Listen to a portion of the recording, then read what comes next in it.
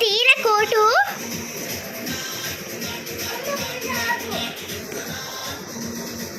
buttons పెట్టుకోవద్దు buttons పెట్టుకోవద్దు buttons పెట్టుకోవద్దు